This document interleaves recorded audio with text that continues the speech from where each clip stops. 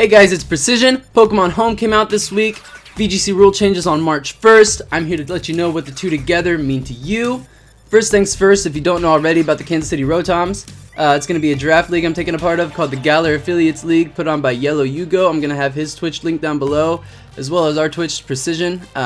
Check Yellow Yugo out. He's an amazing streamer, and I'm really excited about this singles league that we're going to get into. I'm going to be streaming the draft and the battles. It should be coming up in the next couple weeks, I would imagine.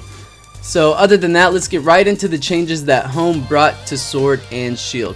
You have the third, I don't want to say an exact number, but there's new Pokemon that you can bring in that was immediately effective whenever Home was downloadable, I think on Thursday.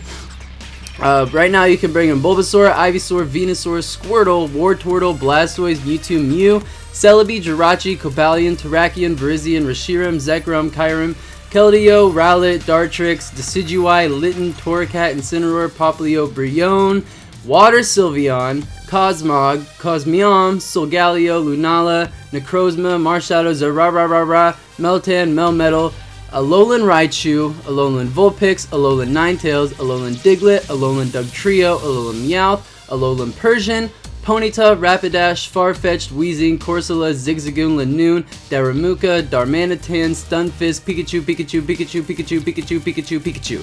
Alright, so what I have done is I've taken a closer look at these Pokemon, and because on March 1st, all of them except the legendaries and mythics, of course, are going to be allowable in the VGC format.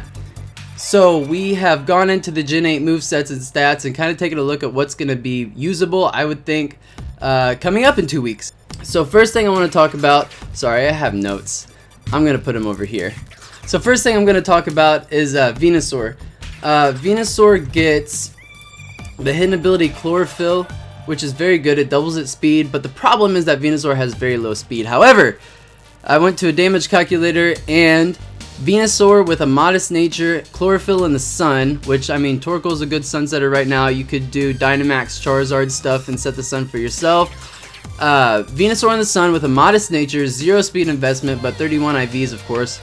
You only need 52 EVs to outspeed Max speed Dragapult in the sun, so that's not terrible, right? If you go Timid Nature, you actually need 0 speed investment to do that. So Chlorophyll on a Pokemon as slow as Venusaur is actually very good. It makes it immediately viable in the format. Speed is huge right now.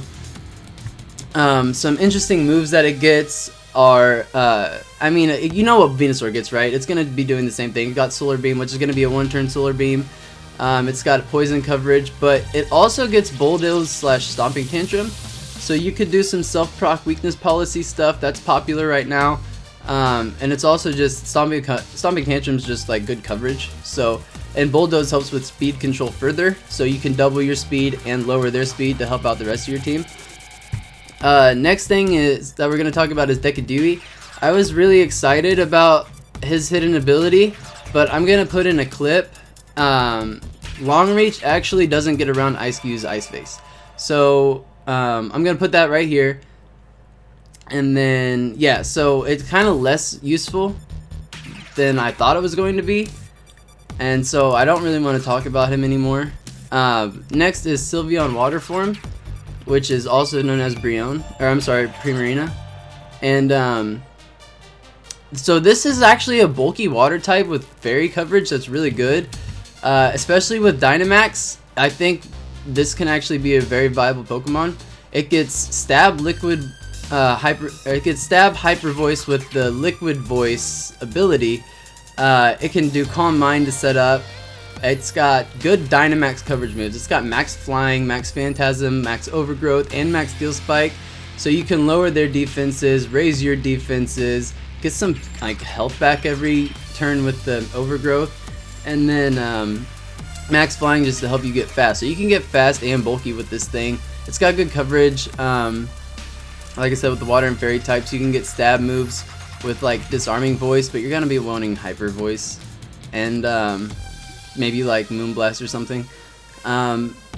Moving on to a Lowland Raichu. I'm excited about this. He was one of my favorite Alolan forms that came out. Surge Surfer, I think, is gonna make Pine Kirchin's hidden ability.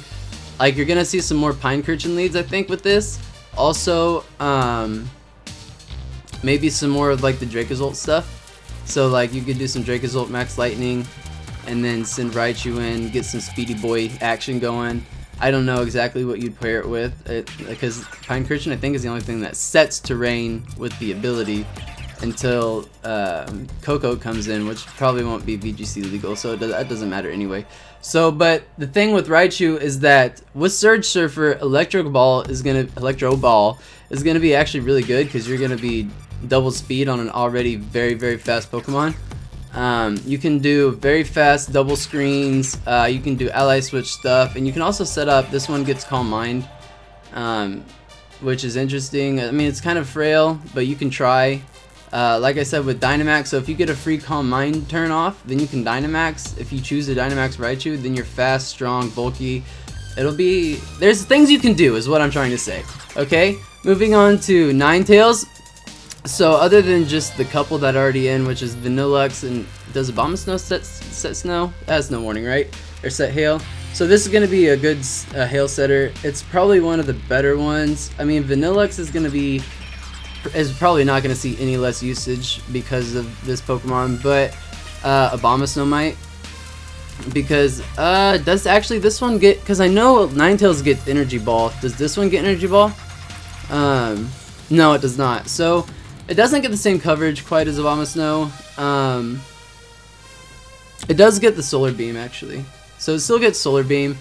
So that's fine. But you can do things with this, like it's got Misty Terrain, so you could set that up for yourself, protect from the statuses, and weaken the power of Dragon type moves if you're worried about those. And it also gets like Dazzle Gleam, like you can Razzle Dazzle with this.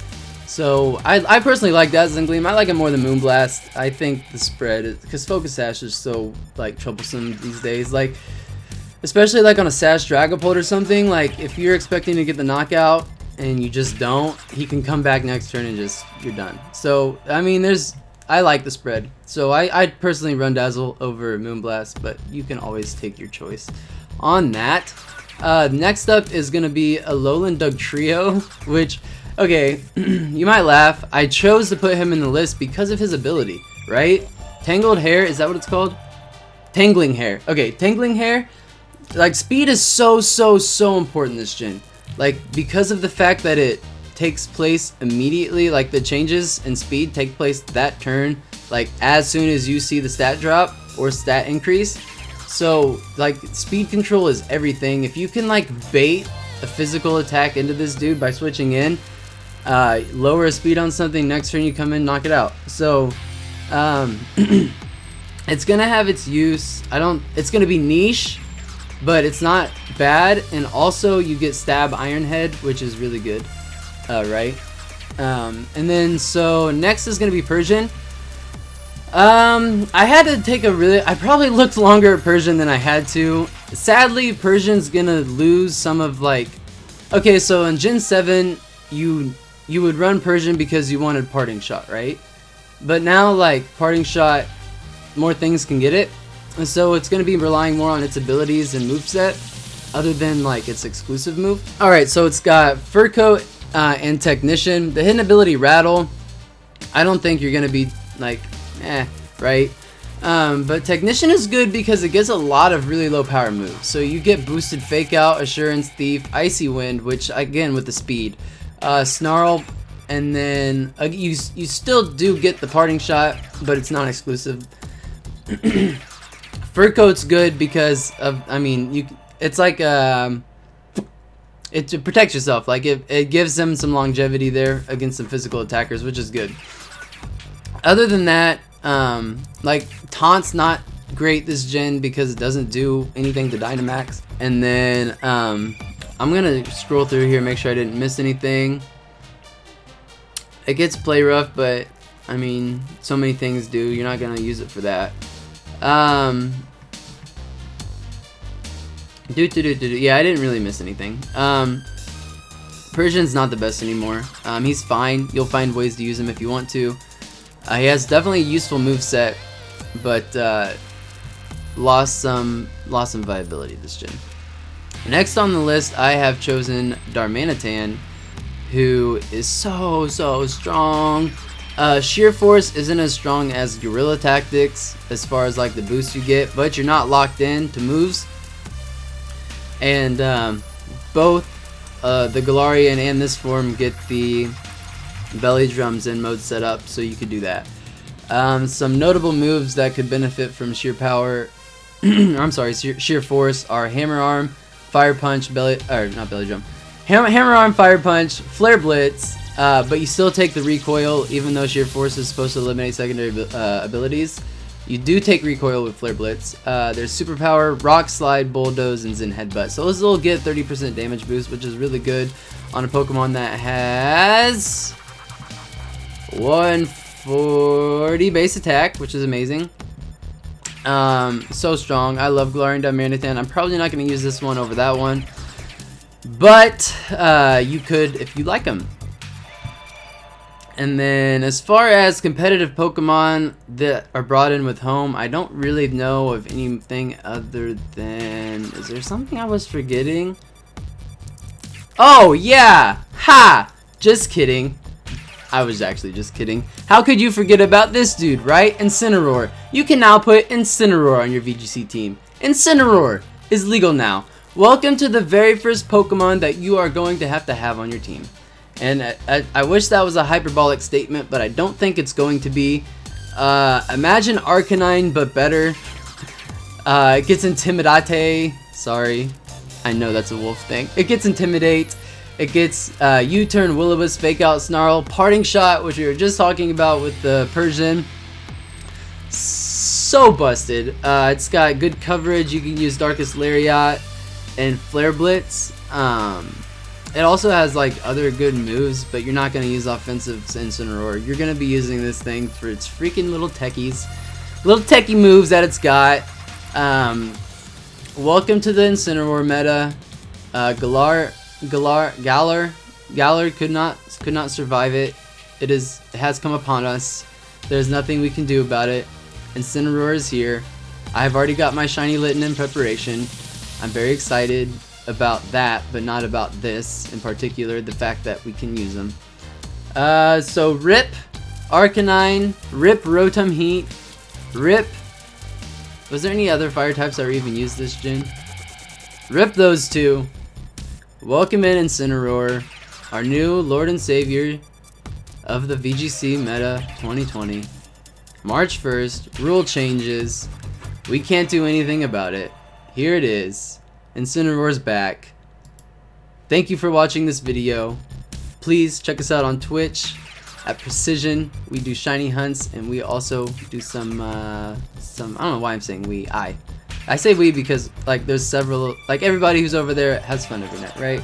Like we all just hang out and have fun. That's the point. So thanks for watching. Again, check out Yellow Yugo, who's putting on the draft league for the Rotoms. Download home. It's free. You get bank free for a month. I'll link everything that you would need that coincides with this video down below. Have a great rest of your day. We'll see you in the next one.